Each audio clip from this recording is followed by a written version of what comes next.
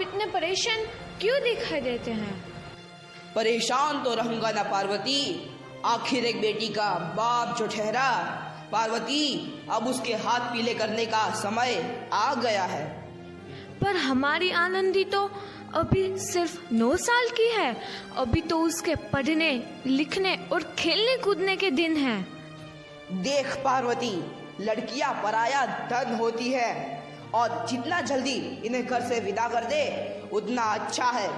कल से आनंदी की पढ़ाई लिखाई बंद। पर बापू, इसमें मेरी क्या गलती है? आप मुझे पढ़ाई करने क्यों नहीं देते? तेरी गलती है कि तू एक लड़की है। लड़का होती तो क्या बापू? लड़का होती तो क्या? ए लड़की, ज्यादा जबान ना चला, नहीं तो जबान हलक से खींचकर बाहर निकाल दूंगा। बापू, मैं पढ़ लिख कर कुछ बनना चाहती हूँ। मेरी पढ़ाई ना रोको बापू। आनंदी, तुझे पढ़ना है तो पढ़, लेकिन सारी उम्र बाप की छाती पर यूं बोझ बनकर ना बैठ। पर बापू, अभी तो मेरी उम्र पढ़ाई लिखाई की है। मुझे पढ़ लिख कर डॉक्टर बनना है।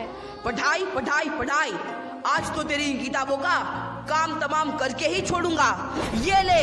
नहीं बापू, मत फाड़ो बापू। हट छोरी।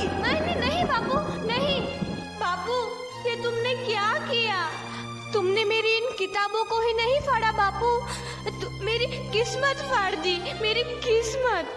ये कॉपी किताबें ना सिर्फ छोरों के हाथ में अच्छी लगती है, लड़कियों के हाथ में तो सिर्फ मेहंदी अच्छी लगती है, मेहंदी। पर बापू, मैं लड़की हूँ तो क्या हुआ? लड़का और लड़की तो हमारी दोनों आंखों के समान होते हैं। चुप कर आनंदी, और यह एहसान मान कि अब तक जिंदा है तू। कहीं बचपन में गला दबा कर मार दिया होता तो यह तेरी बकबक नहीं सुननी पड़ती आज।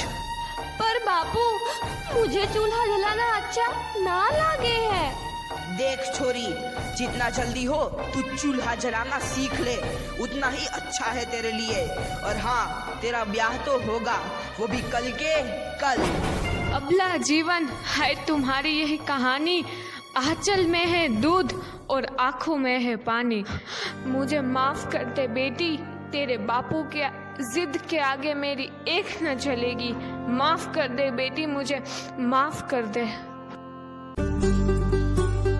भोरी चिड़ैया, नन्ही सी चिड़िया, अंगना में फिर जा रे। अंधियारा है घना और लहू से सना, किरणों के तिनके अंबर से चुनके, अंगना में फिर आ जा रे। इस प्रकार मात्र 9 वर्ष की छोटी उम्र में आनंदी का विवाह गोपाल राव जोशी से हो गया। बाल विवाह एक सामाजिक कुरीति है और इस कुप्रथा का शिकार होना पड़ा आनंदी को। 5 वर्ष बाद आनंदी 14 साल की हो गई है। उसके घर एक शिशु ने जन्म लिया है। देखते हैं आगे क्या होगा। देखिए ना, इसे क्या हो गया है? इसका माथा तो अंगार की तरह तप रहा है। इसे तो बहुत तेज बुखार है। आप बिना कुछ भी बोलते हैं, दीजिए मुझे। माधव, जल्दी से वैद्य जी को बुला के लाओ। जी, अभी बुला के लाता हूँ। ये तुम क्या कर रही हो आनंदी? भगवान की विभूति लगा रही हूँ। बस करो आनंदी, ये सब अंधविश्वास है। अरे आप यकीन तो कीजिए, भगवान की कृपा से इसका माथा ठंडा हो रहा है और बुखार भी उतर गया है ना बाबू? देखिए, दीजिए मुझे। उठो बाबू, आंखें खोलो, तुम्हें तुम्हारी माँ बुला रही है। आंखें खोलो, देखिए ना इसे क्या हो गया है। आंखें भी नहीं खोल रहा। आंखें खोलो बेटा। आप चुप क्यों है? आंखें खोलो बेटा, आंखें खोलो। आनंदी, हमारा बेटा कभी आंखें नहीं खोलेगा। नहीं, ऐसा नहीं हो सकता। मेरे बेटे को मुझसे कोई नहीं छीन सकता, कोई नहीं छीन सकता। पागल मत बनो आनंदी।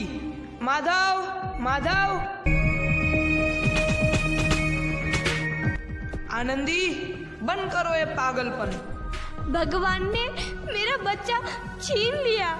भगवान ने नहीं, तुम्हारी अशिक्षा और अंधविश्वास ने तुम्हारा बच्चा छीना है।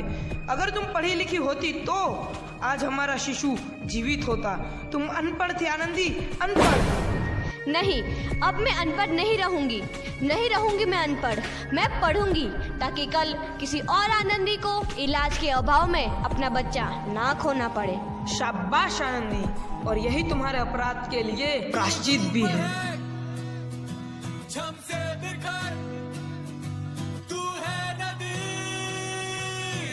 आनंदी, तुम्हारी 12वीं का परिणाम आ गया है। तुमने पूरे कॉलेज में प्रथम स्थान अर्जित किया है।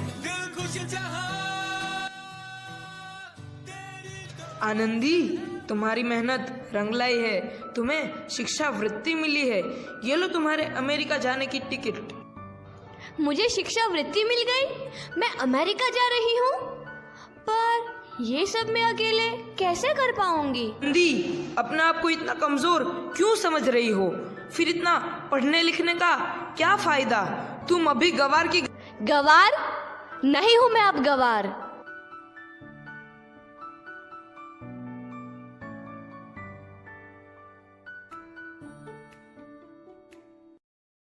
तो इस प्रकार 7 अप्रैल 1883 को आनंदी अमेरिका के पेंसिल्वेनिया के लिए रवाना हुई और 3 साल बाद उन्होंने डॉक्टर ऑफ मेडिसिन की उपाधि प्राप्त कर ली।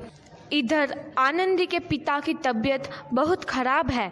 आगे क्या होता है देखते हैं। लगता है अब मेरे जाने का समय आ चुका है। अब मैं नहीं बचूंगा। ऐसा मत बोलो। शहर के सिटी हॉस्पिटल में अमेरिका से डिग्री लेकर कोई बड़ा डॉक्टर आया है। एक बार वहाँ चलकर दिखा लेते हैं। हाँ, सही बोला भैया। कम से कम दिल को तसल्ली तो मिल जाएगी। हाँ हाँ, चलो चलो जल्दी हॉस्पिटल चलते हैं।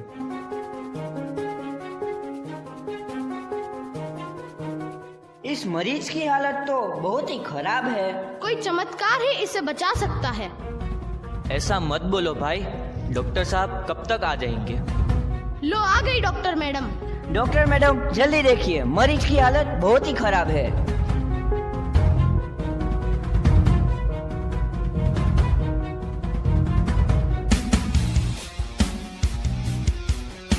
अब आप बिल्कुल ठीक हैं। मौत के मुंह से आपको बचाया है डॉक्टर मैडम ने। डॉक्टर साहब ने मुझे बचा लिया। मुझे मिलना है डॉक्टर साहब से। डॉक्टर साहब नहीं, डॉक्टर मैडम बोलो। डॉक्टर मैडम, उन्होंने ही तुम्हें जीवन दान दिया है। लो आ गई डॉक्टर मैडम, मिल लो उनसे। डॉक्टर मैडम, आपका बहुत बहुत धन्यवाद। आपने मेरी जान बचाई। इसके बदले में मैं गरीब भला आपको क्या दे सकता हूँ? वचन चाहिए मुझे कि कभी ये नहीं कहोगे कि लड़कियाँ कुछ नहीं कर सकती। वचन? ये कैसा वचन? अरे श्यामलाल, तुमने पहचाना नहीं? तुम्हारी बेटी आनंदी। आनंदी? मेरी बेटी आनंदी डॉक्टर? हाँ बापू, वही आनंदी जिसके लिए बचपन में तूने चूल्हा और दूल्हा के अलावा कुछ नहीं सोचा था। आनंदी, आनंदी मेरी बेटी, मुझे माफ कर दे। मैं तेरा गुनहगार हूँ बेटी। नहीं नहीं बापू, वही आनंदी जिसके हाथ पीले करके तुम उसकी सारी जिंदगी काला कर देना चाहते थे। माफ कर दे मुझे मेरी बच्ची, माफ कर दे। मैं तेरा अपराधी हूँ मेरी बच्ची, माफ कर दे।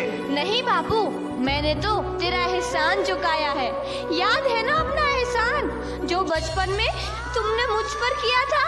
ताने सुना सुना कर जीते जी मार डाला था मुझको। अब बोल, और किस किस को मारेगा?